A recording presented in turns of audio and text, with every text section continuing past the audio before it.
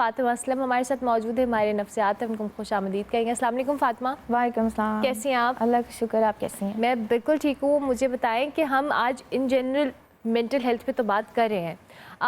मुझे अब सबसे पहले ये ऑब्जर्वेशन बताएं कि अब मेंटल हेल्थ पे कितनी ज़्यादा बात हो रही है with time, each passing day, या हम मंथ्स या ईयर्स की बात करें। जब आपने पहले, हम अपनी एज की बात कर लेते हैं कि हमें तो उस टाइम तक इतना आइडिया नहीं था ऑनेस्टली।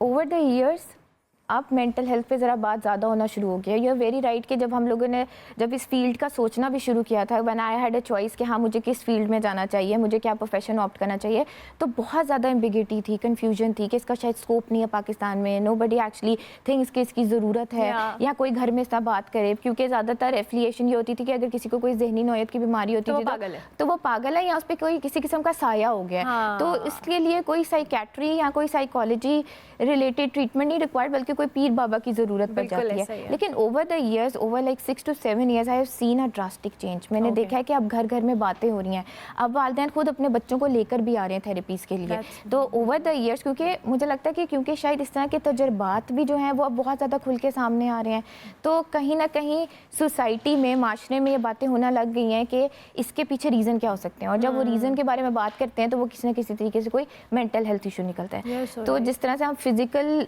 कंडीशंस की प्रिवेंशन पे काम कर रहे हैं, तो अब मेंटल हेल्थ की भी प्रिवेंशन पे बात होना शुरू हो गई है। अच्छा, अब इश्यूज़ क्या हैं जो ट्रिगर हो रहे हैं बहुत ज़्यादा? कुछ तो जेनेरिक इश्यूज़ हमें पता है, मेंटल हेल्थ, आपके चाइल्डहुड ट्रॉमास हैं, आपके कोई कॉम्प्लेक्सेस हैं, वो सारी चीज़ें हैं। लेकिन जो ट्रिगर पॉइंट्स हैं, बहुत सारे लोग आजकल ट्रिगर हो रहे हैं, उसकी क्या फैक्टर्स आपकी ऑब्जर्वेशन? अच्छा, अगर इसमें बात करें ना, हर एक एज के डिफरेंट ट्रिगर्स हैं। ठीक है। अगर आप चाइल्डहुड में चले जाएं तो आपको डिफरेंट ट्रिगर्स मिलेंगे, अगर आप एडल्ट में चले जाते हैं तो डिफरेंट है, अगर आप ओल्डर एज में चले जाते हैं तो उसमें डिफरेंट है। आजकल सबसे ज़्यादा जो एडल्टहुड के मसले चल रहे हैं ना, वो है कि उनकी आइडेंटिटी क्राइसिस बहुत चल रहे हैं। उनके घरों की वैल्यूज़ में और जो उनको बाहर सोसाइटी की वैल्यूज़ मिल रही है, उनमें ज़मीन आसमान का फ़र्क है।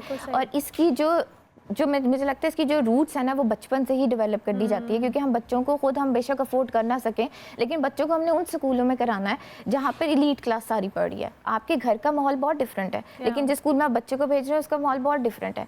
तो बच्चा कन्फ्यूज़ हो जाता है कि मुझे घर की वैल्यूज़ को फॉलो करना है या मुझे स्कूल की वैल्यूज़ को फॉलो करना है। और सिमिलरली जब वो एडल्टहुड में जाता है, यंग एडल्ट में जाता है, तो अगेन वही चीज़ जो है वो उसको प्रेशराइज करती है, और वही आइडेंटिटी क्राइसिस में वो जाके डिफरेंट जो है वो स्टेप्स उठाना शुरू कर देते हैं, वेदर इज द रिलेशनशिप और career opportunities. They don't know कि हमने क्या डिसाइड करना है। You are so right, you are so right. अब हमने इन इश्यूज़ को तो देखा कि जो ट्रिगर हो रहे हैं, but most of the time लोगों को पता नहीं होता उनके साथ क्या साइकोलॉजिकल इशू है, और उसको एड्रेस करना फिर बात की बात आती है। तो आइडेंटिफाई कैसे होता है?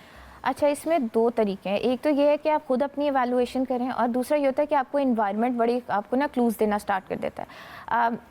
फॉर एग्जांपल, एक गुस्से की मैं एक एग्जांपल ले लेती हूँ। गुस्सा नॉर्मल है, सबको आता है, लेकिन उसकी मैनिफेस्टेशन कुछ लोगों में डिफरेंट है। जैसे चीज़ें उठाकर फेंक देना, माहौल का ख्याल ना रखना कि मुझे इस सेटिंग में शायद इस तरह से बिहेव नहीं करना, तो उनका अपने ऊपर ही काबू नहीं रहता। तो लोग उनको ये चीज़ जो है वो आइडेंटिफाई कराना स्टार्ट करते हैं कि this is not the right way to actually exhibit your. अच्छा, दैट्स वेरी इंपॉर्टेंट। और हम तक भी जो कंटेंट आ रहा है उसमें हमें भी फिल्टर करने की ज़रूरत है। Positive content is always there, लेकिन उसमें अगर जो नेगेटिविटी है उसको फिल्टर करना, it's up to the person कि वो कैसे उसको करना चाहता है। बिल्कुल, I guess it all depends on your mindset. अगर एक बहुत अच्छी पॉजिटिव चीज़ भी सामने आ रही है ना, it depends on your perspective. अगर आपका उस चीज़ को देखने का नज़रिया ही बुरा है तो वो आपको कभी भी पॉजिटिव नहीं लगेगी। और ये आजकल बहुत ट्रेंड हो रहा है that we are actually looking into the things कि हम इसमें से कुछ बुरा ढूंढ लें, कुछ नेगेटिव निकाल लें इसमें से, क्योंकि हम लोगों ने बहुत, हमारी जो डेली लाइफ में भी चीज़ें चल रही हैं वो इसी तरह चल रही हैं कि हम लोग ज़्यादा प्रोन है टुवर्ड्स नेगेटिविटी। हम लोग हमेशा अगर कोई चीज़ बुरी हो रही है, अगर फॉर एग्जांपल कोई घर का आपका मेंबर है और वो फ़ोन नहीं उठा रहा है, तो सबसे पहले आपके जहन में नेगेटिव चीज़ें ही आएंगी, और उसके बाद आप कहेंगे ओ यार अच्छा, चार्जिंग भी ख़त्म हो सकती है। ठीक है, बट सेम यही है कि हम लोगों ने उस सारे पर्सपेक्टिव को अपनी हर एक डायमेंशन ऑफ लाइफ में इम्प्लीमेंट करना शुरू कर दिया है। तो whether is the social media और it's your real life, it is negative, Yeah, तो it आप is. उसमें से कुछ ना कुछ नेगेटिव ढूंढ रहे हो, तो आपको थोड़ा सा एफर्ट पुट करके उसको पॉजिटिव साइड पे लेके आना पड़ता है। Yeah. और यही जो है हम लोग अपनी थेरेपीज और टेक्निक्स के थ्रू भी पर्सपेक्टिव चेंजिंग में यही चीज़ लोगों को सिखा रहे होते हैं that if you are looking at the negative of something, तो उसमें से कुछ पॉजिटिव भी निकल सकता है जिसको आपको सिर्फ देखने की ज़रूरत होती है। और वो यही बात है ना, एज ए सोसाइटी हमारा माइंडसेट ही ऐसा विद टाइम जो एस्टैब्लिश हो गया कि हमने हर चीज़ में नेगेटिविटी ढूंढनी है, चाहे वो घर में है, चाहे Yes. किसी इंसान में है या किसी सिचुएशन में है।